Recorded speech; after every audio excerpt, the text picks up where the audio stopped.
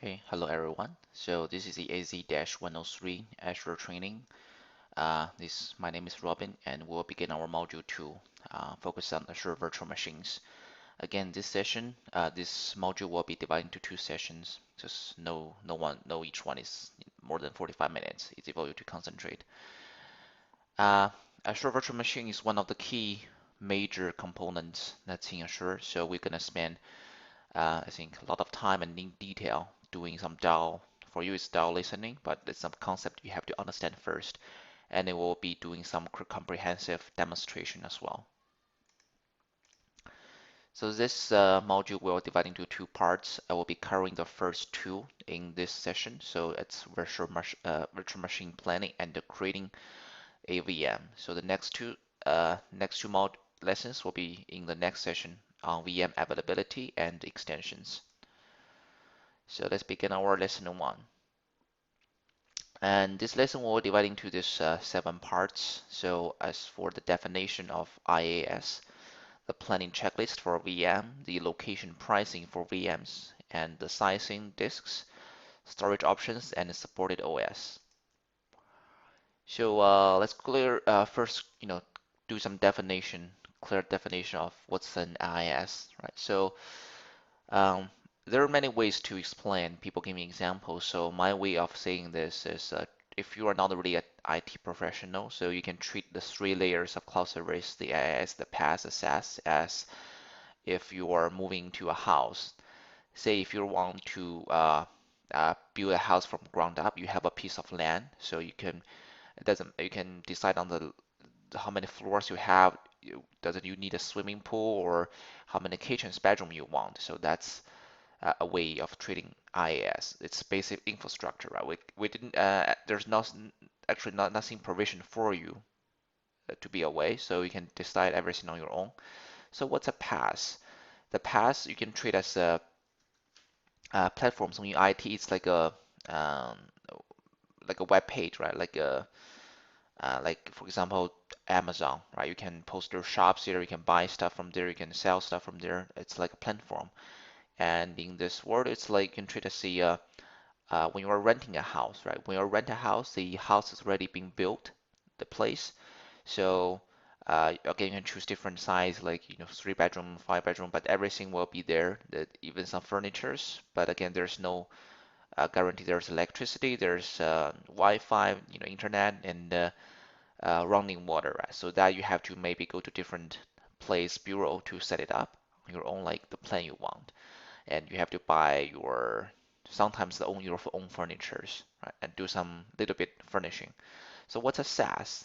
The SaaS is like a hotel. So when you go to a hotel, you're not expecting yourself to build anything, right? Bring your own carpet, your bed, your blanket, your uh, refrigerator, right? That's impossible. Otherwise, no one will live in a hotel. So a hotel is you just pay the money, you can start using it, right? Everything's there: electricity, Wi-Fi, lights, furnishing, furnitures, and sometimes even blankets, towels, or toothbrush, toothpaste.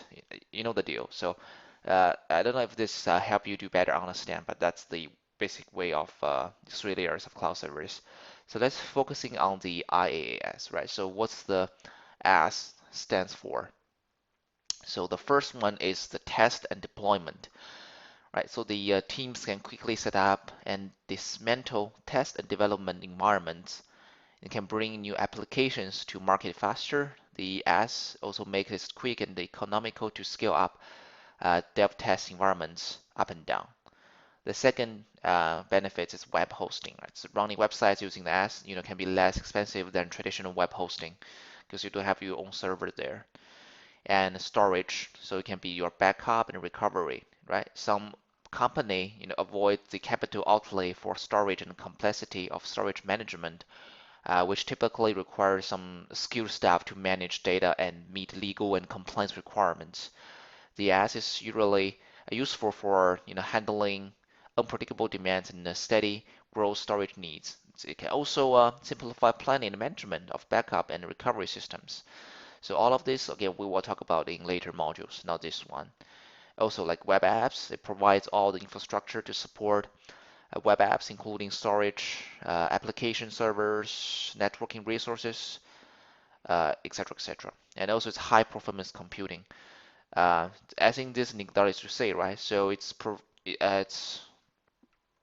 provide you with computer grids or computer clusters help you to solve complex problems involving millions of variables or calculations.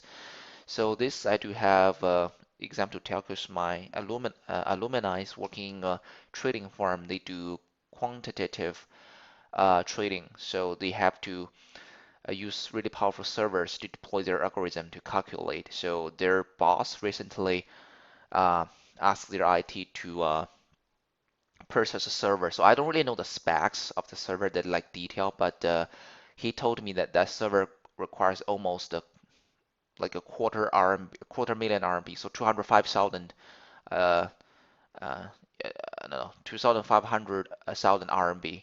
So it's really expensive. It's like 30,000 US dollar. So it's a really powerful server. And I asked, like, why don't you just tell your boss to use Azure or even AWS or Ali clouds, whatever the cloud service is, because that's a huge amount of money they have to spend. And it's only one server, right? So how do you do for backup? How do you do for if it's the maintenance and how do you maintain like all the stuff you have to do for to put it there to maintain it's functional all the time. Like you have to make sure it's functional throughout the day when you are doing the deploy the algorithm, right? So and he found that's interesting. So I had a chat with their IT, just not really consulting, but like do a favor for my friend. So they give me some like details. Okay, I just ask. So how many hours does the machine have to run like per day? They said okay, only 6 to 7 hours.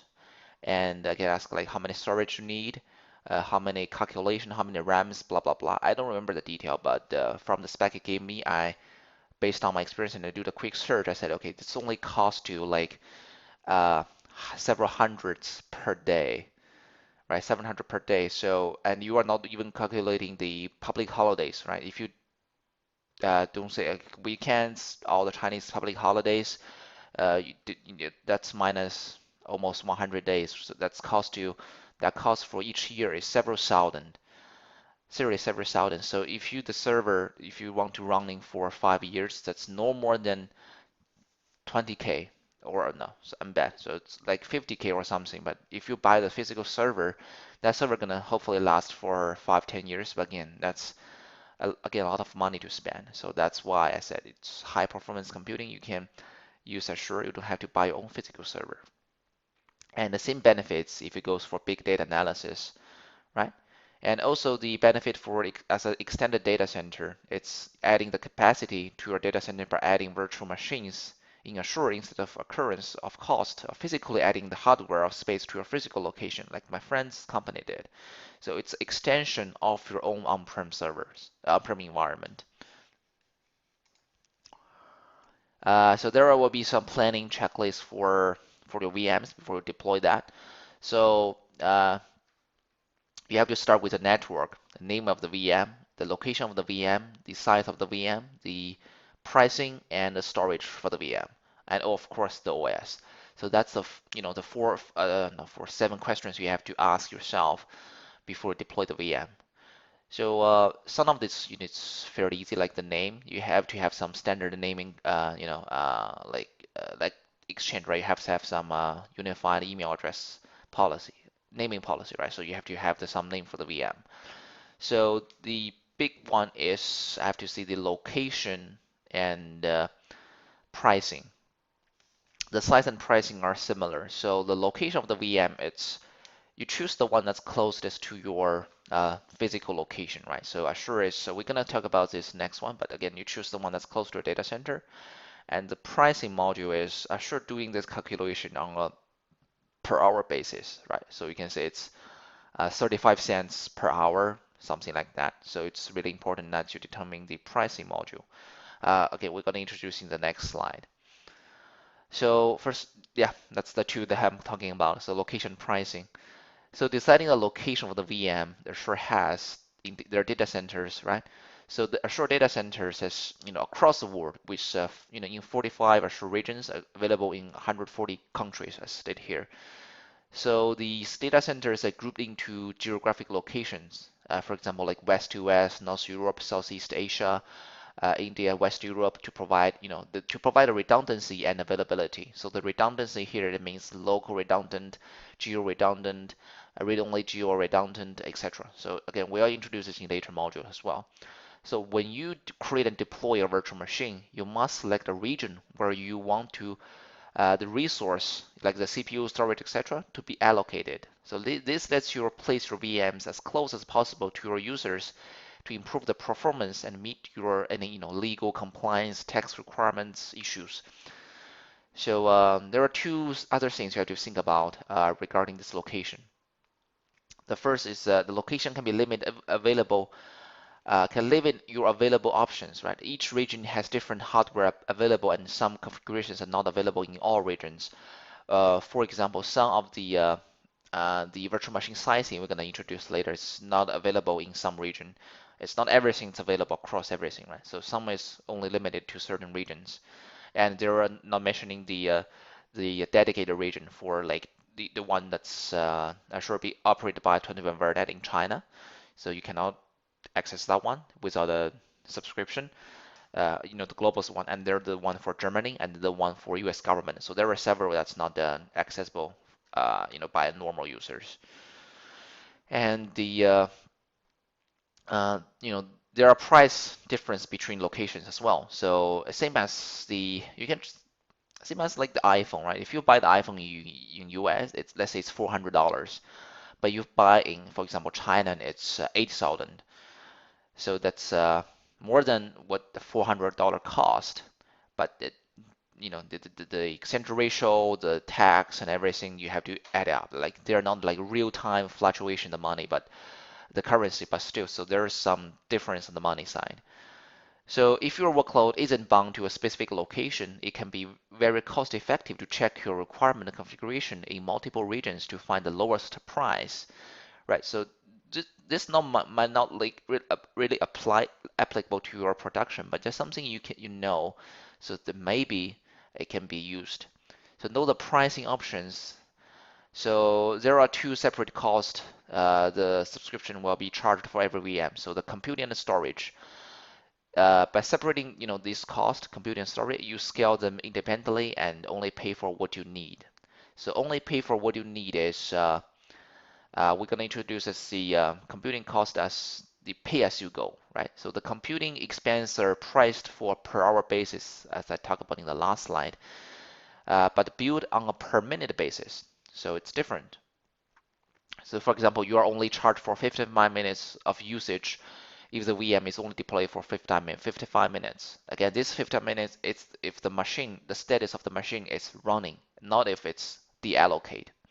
So you are not charged for computing capacity if you stop and deactivate the VM since release the hardware. That's what deallocate means anyway. So the hourly price varies based on the VM size and OS you select. The cost for VM includes a charge for the Windows operating system. Linux-based instance, are cheaper because there's no operating system license charge. So there, of course, you can provide your own license. When you create a VM, there is a option. Like if you have your own license, you can save tremendous of money, but if you don't have, that's automatically provisioned for you. And the second factor is the storage cost. So you are charged separately for the storage of the VM use. The status of the VM has no relation to the storage charge that will be incurred, even if the VM is stopped deallocate. So this is something different, right? And you're on the billing for the running VM, you will be charged for the storage used by the disks. So this is two different things. So you are able to choose from two payment options for the computing cost. The consumption-based, with the consumption-based option, you pay for the computing capacity by the second. You are able to increase or decrease computing capacity on demand, as well as start or stop anytime. Prefer this option if you run application with short-term or unpredictable workloads that cannot be interrupted. For example, if you are doing a quick test or developing test on an app or in a VM, this would be the best option. The second one is a reserved VM virtual machine instance. So the reserve virtual machine instance or RI option is an advanced purchase of a virtual machine for 1 or 3 years, I think, in specified regions, right? So, but again, so normally, when you set up a storage account or VM, these have options. You want the standard HDD or standard SSD or premium SSD. For testing purpose, I strongly suggest choosing the lowest, which is standard HDD, because I'm going to show you later that if you choose a premium SSD, even your machine is deallocated, you will see the price still charges to you every day. Right? There's $1 or $2 of charging every day, which is quite expensive for testing purpose. Again, also this not just the because you choose SSD, it also matters the throughput of the storage account. So for example, if you have data input and output, like read and write throughout the storage account, it also charges money, right? On the, I think, per gigabytes basis, it charges how much? The price is very low per gigabytes, but again, if you have huge and read and write data, it's like terabytes of data reading and write every day, still that's a lot of money. So here's the virtual machine sizing. So I won't spend much time on this, just so you know, like the high performance computing is the highest one. So it costs most of our money, and the general purpose is the lowest, cheapest, right? Starting with A, it's the lowest. But again, so it depends. So for testing purpose, or if you really want to use the virtual machine for anything, I would say the D level, not the D level, it's general purpose still was suffice. You don't have to use storage optimized or memory optimized. It doesn't really matters.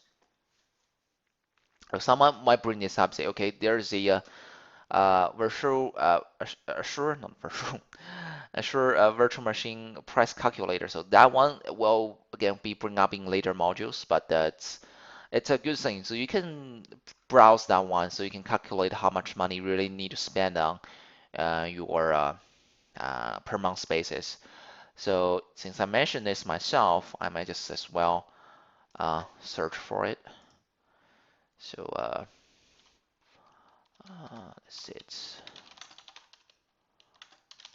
calculator. Yeah, pricing calculator.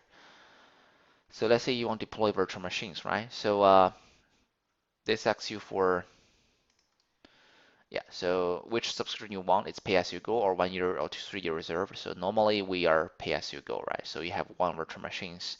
Sorry, that's from the top, okay? One virtual machines. You want it's in which region? Because depending on the region, the price also different. The tier is standard, low priority, or basic. Type, it's an OS, SQL Server, or what? Instance. You can choose. I can say there are some really expensive ones, right? Like, yeah, almost $300 per hour.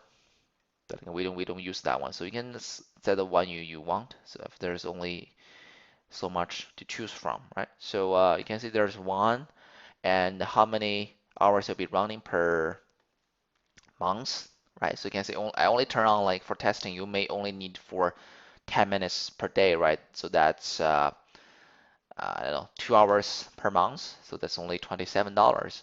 They don't spend really that much, right? And also the disk, standard DD or standard SSD. You can also choose how many gigabytes you need every month, right? So that's give you an idea. So you can download this as a PDF, uh, sorry, Excel file, and this gives the quotation to your finance department for approval or HR. I don't know. So it doesn't matter. So let's forget about this. All right. Continue to the next. So virtual machine disks, right? Just like any other computer, right? The virtual machine in Azure use disks as a place to store the OS applications data. All the Azure VMs have at least two disks. One is their system disk, OS disk, right?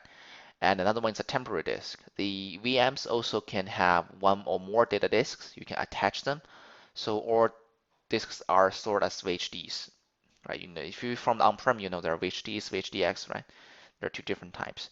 So every VM has one attached OS disk. That OS disk has a pre-installed OS which was selected when the VM was created. Like you choose its or Windows Server or it's a Linux server.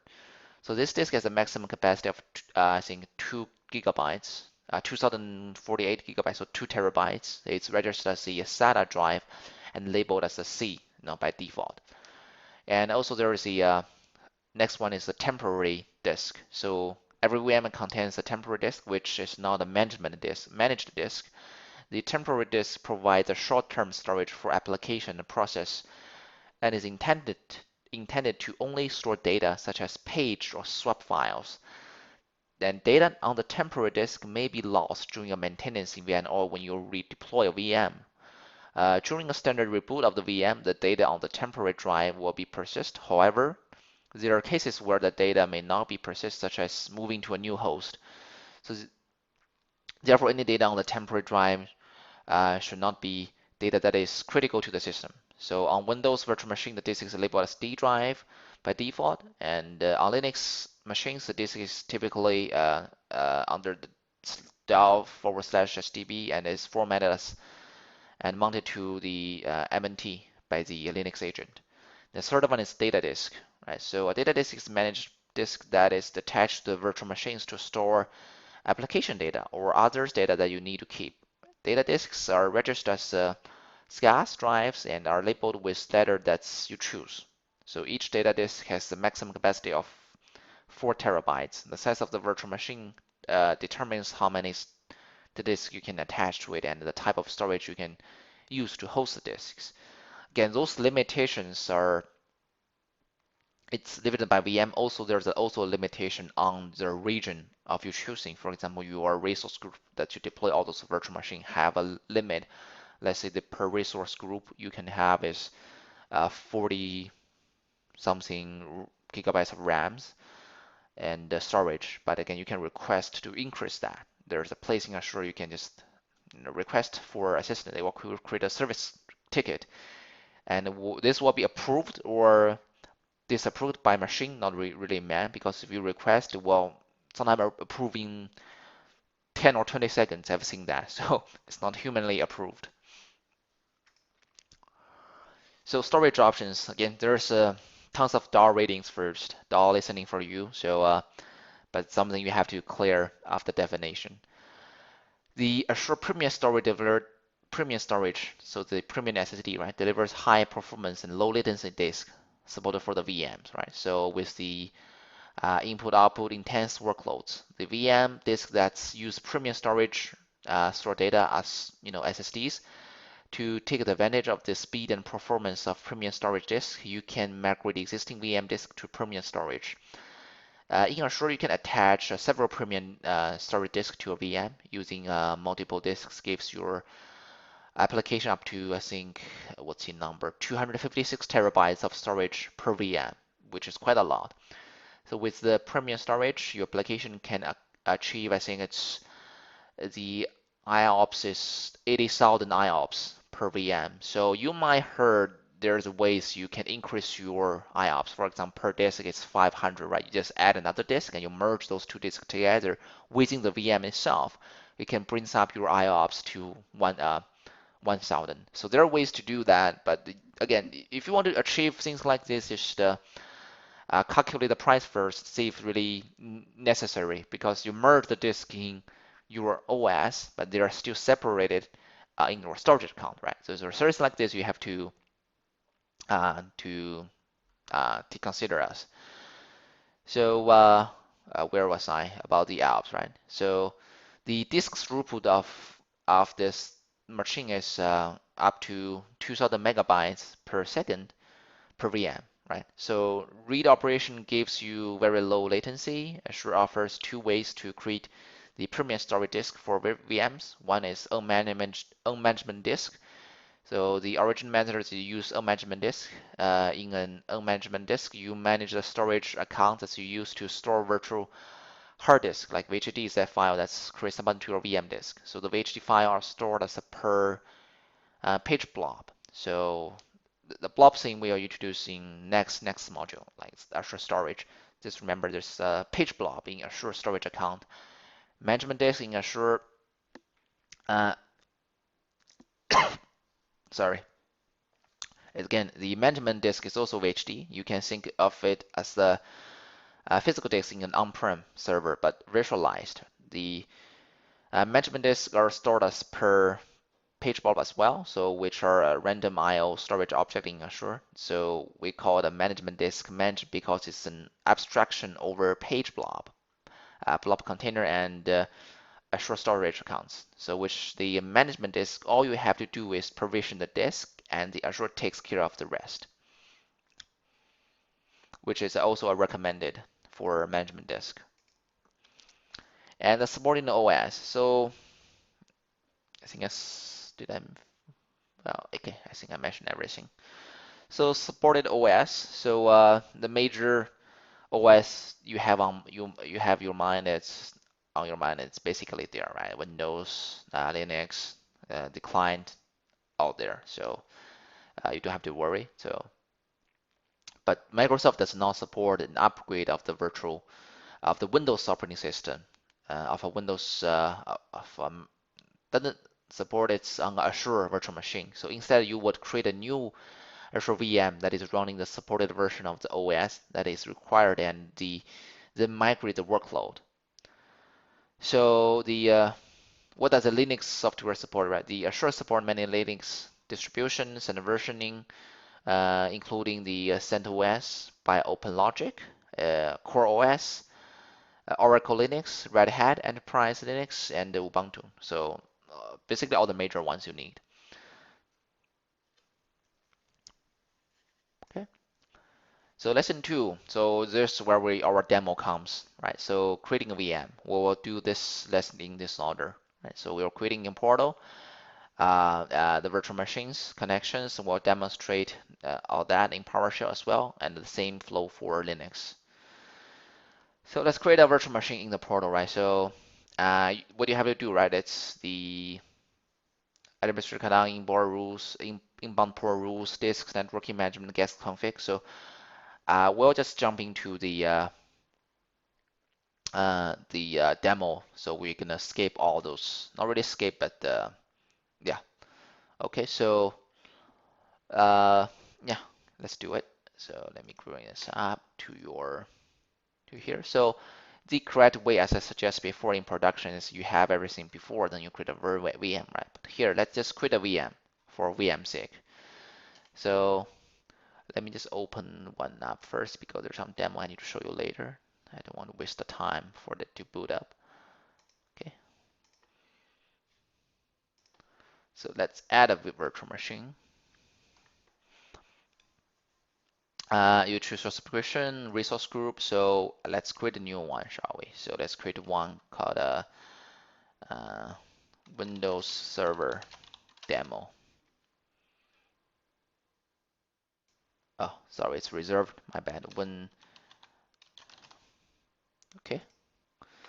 So give it a name. Let's give it a name. It's demo VM, right?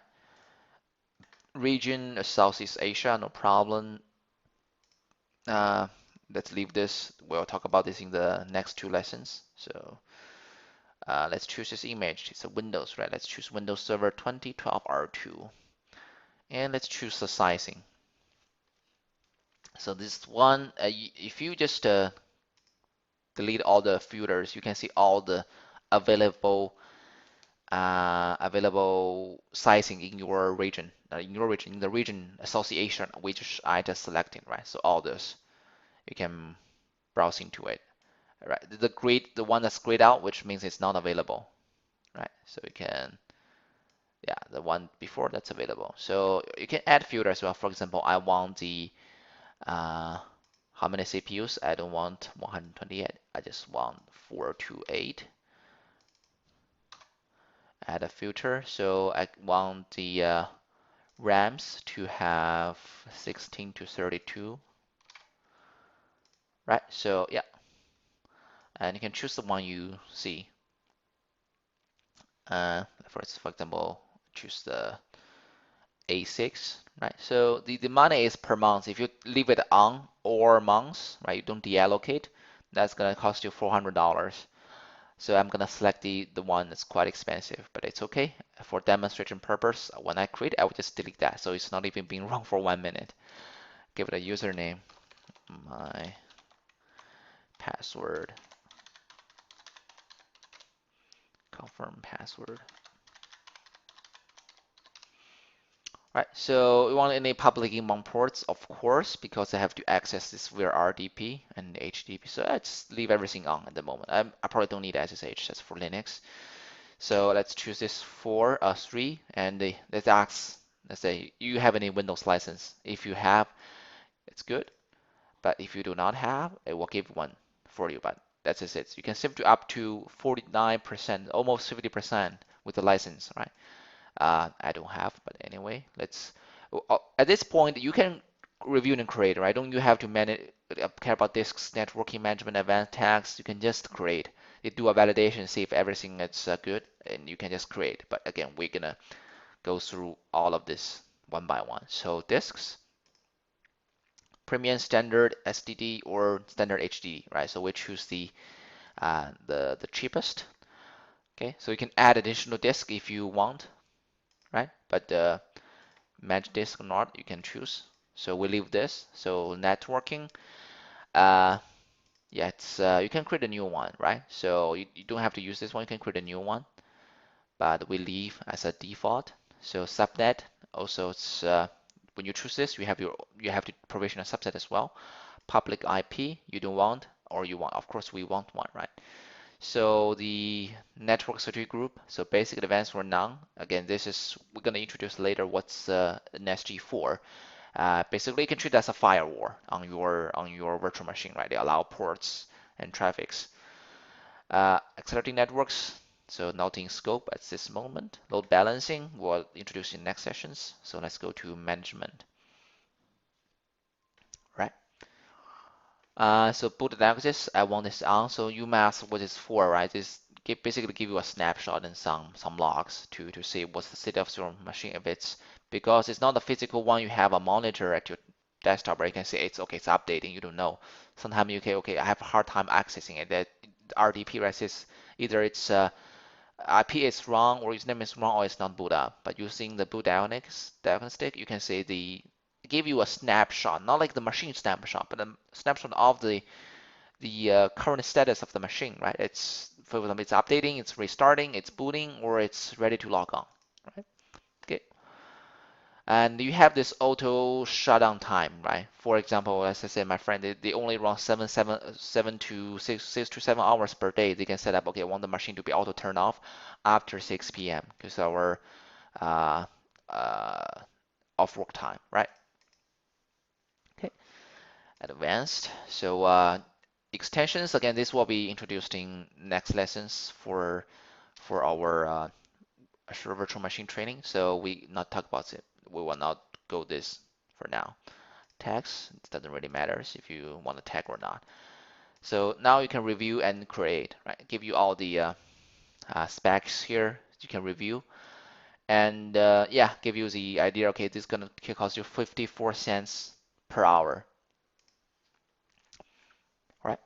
Of course, you can upgrade your sizing, that's no problem, because sometimes you find out, for example, you want to have a SharePoint server deploy a SharePoint server, right? You just install for example, the SharePoint, but later you find out you also need a SQL server on the same machine, let's say. So it will tell you we don't have enough RAMs or anything. So you can upgrade your size, which is no problem.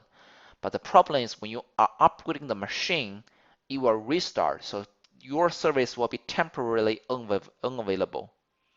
There will be several minutes, or depends on the price you're choosing, right? 7 minutes to 10 minutes of gap where your service will be unavailable. So just keep this in mind. So you can create, but I won't hit the create button because there's really no point for me to doing that anyway. So I have so many create I can demonstrate to you guys. Of course, you can download the template for this and do the customization as we introduced in our first module. Right, so I have this one running, right? So once your machine is running and everything is good, you can choose to connect. But first, let me just demonstrate this for you, right? So I have installed a web server, so IIS on this machine. So when I browse into its public IP address, you can see I can browse this machine, right? So if you have any HTML you want to host a website, you can just quickly see what's being up there, right? So yeah, let's do a connect, right? So the public IP address is this one. I have this as a fixed IP address, so it doesn't change. So for some servers you might require a fixed IP, right? But there is a limitation on how many fixed IP address you can have. Again, you can have a request to increase that, but we won't talk about this. So let's download the RDP file. Uh, so what's my password? Oh shit, it's this one. Okay, I haven't connected this one for some time, but it looks like I still remember the password. So there you go, my Windows Server 2012 R2. Right, so here's how you access your machine. So pretty straightforward. So now what we're gonna do is we're gonna create all this in PowerShell. So let me open up my PowerShell, the on-prem one. So I will just copy my command here, right? So typing one by one, it's gonna waste a lot of time. Just copy the one here. Oops. Let's do copy. Do same username password. So you may notice there's no options for me to let the machine join a domain, right? So that's completely fine, because if you want that to happen, you have to use one of the uh, template we showed earlier, right? So there's on GitHub. Let's wait. So while that's been running, so see, do I have to press another enter for? Okay, no need. I will just introduce Linux so we don't waste additional times. Uh, yeah, so let me go to, where's my PowerPoint? Here. So again, yeah, there's also the Windows Remote Management, the WinRM, allows you to establish a command line session to a Azure VM that runs on any supported version of Windows. So you can choose to use the Windows Remote Management to run like uh, Windows PowerShell script, right? So Windows RM facilitates additional sessions security by using the certificates. So you can upload the certificate to using the Azure Key Vault service prior to the session. But yeah, so the process, let's not talk about, right?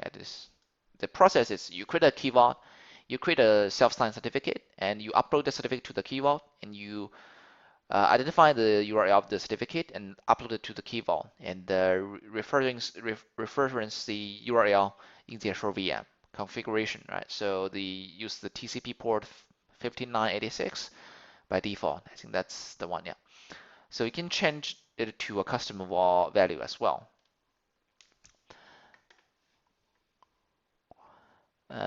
My PowerShell is still running, as you see, so we'll just keep going with the PowerPoint.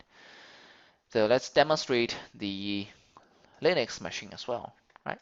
So let's create one here real quick. Um, you can see there's, let me see my risk group. So something should be provisioned already. Windows VM, that's the one. So what's in this one? I'm confused.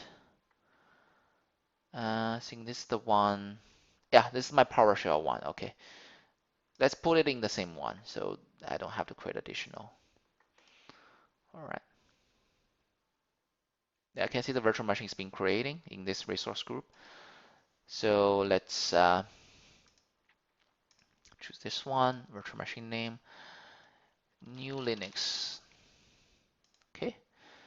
Again, same region, no needed. Okay, let's change the size to something big. Let's see, choose the same one, A6. All right.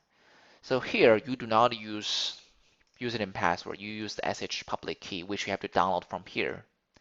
Put it right. You have to download from. I will post the download link again in the video description, so you don't have to search it yourself. So after you download, you open the tool. So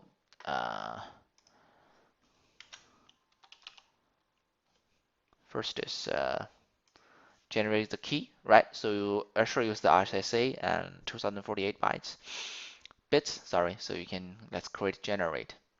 It's what take a while. Open another one. Let's open both. So I cannot proceed further before the key was generated. But yeah, but username I can specify, right?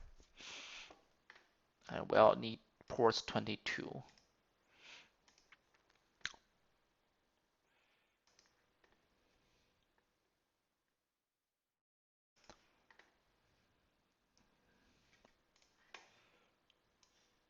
Still running. Might take a while. So, oops. Let me just close this VM.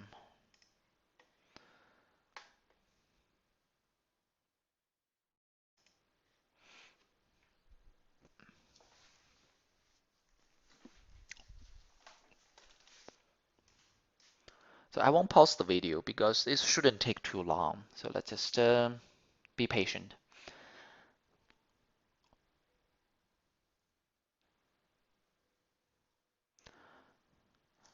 Okay, during the waiting, let me bring my PowerShell command so you know what's here, right? So basically, as you just says this,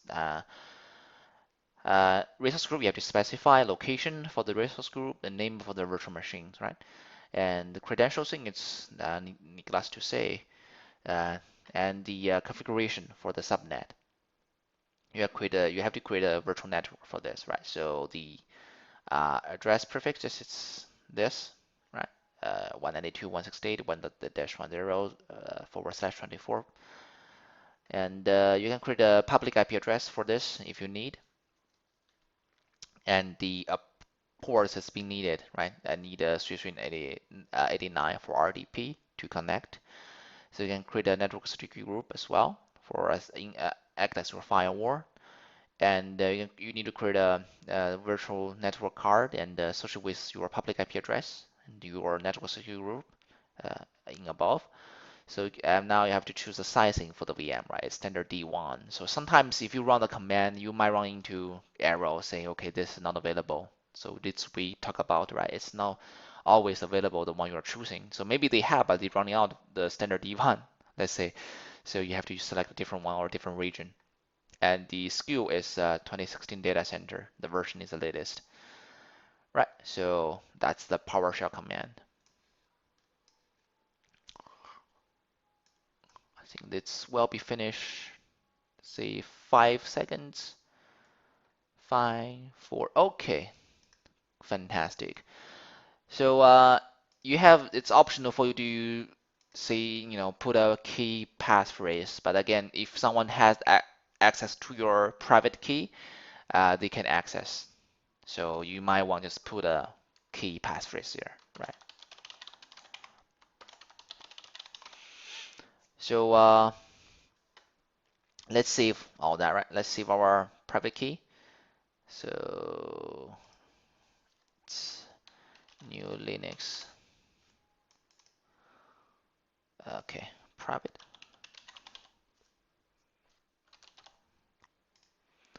So also again, save our public key as well. Public key. All right. So let's copy the public key since it's needed. Let's copy. All right. So let's put it here. Do a validation checks. So I won't go over all this, right? We just review and create.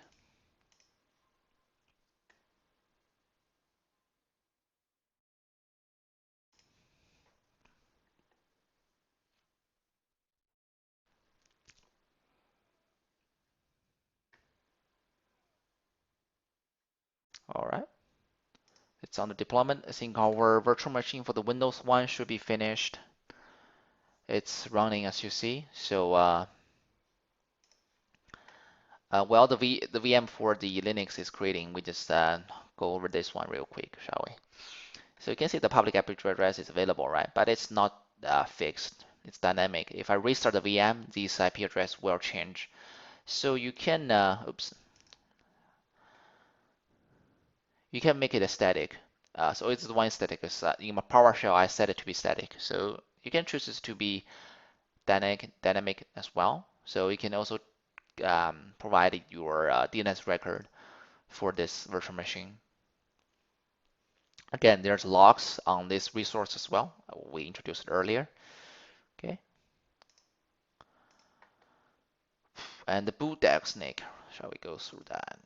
Yeah, this should give me a login screen for this. Yeah, it's a login screen. So you know this VM will be able to, we're able to log in at this moment. It's not updating or restarting anything. So, and the log as well. Right. Okay. So let's see if my Linux is ready because it's already 45 minutes on this. Oops, no restart. Refresh. My bad. Let me just turn off this first. So remember, you don't turn off from the machine. You deallocate from here. Otherwise, it's still charging the computing cost for this VM. So yeah, stop. It's deallocate. Let me do a refresh.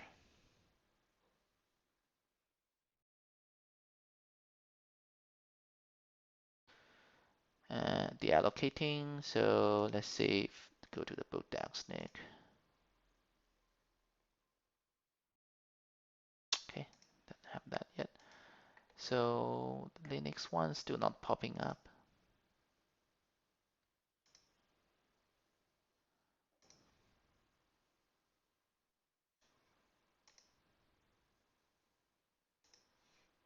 Let me go to my resource group so you can actually see how many is being deployed. Uh, which one I choose, I forgot, but let me, one deploying, okay. So that's the VM.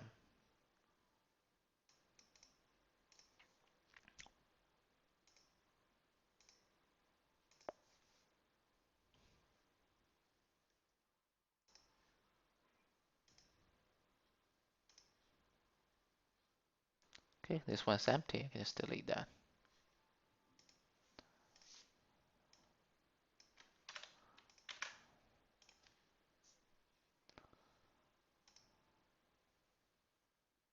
Okay, sit here, still not accessible yet because it's just creating.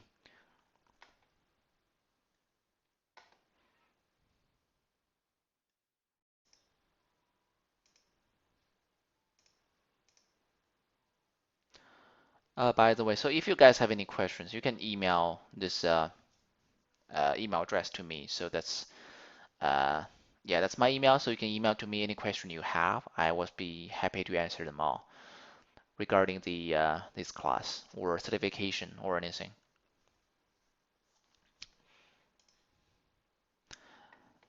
Anyhow, so there will be something that should be available as already. So the public IP address, let me just copy that. So let me close.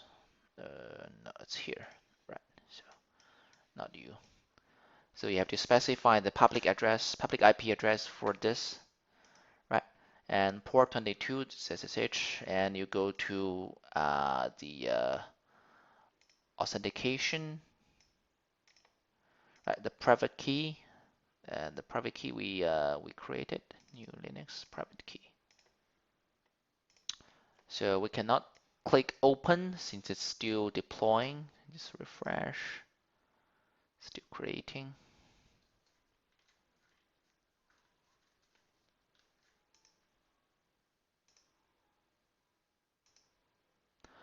And again, so all those machines you create, like in Linux, they don't have a user interface. So if you want a user interface, there's a different story to set it up, but there will just be a command session. The terminal session, I'm sorry, you have to just type in command. But anyway, if you're a Linux guy, you don't really need a UI, right? You just need all the command to do the operation. So it's similar as if you're not a Linux guy, only a pure Windows guy, so it's like a server core in Windows, right? You know the server core version in Windows Server, so you just have a command prompt.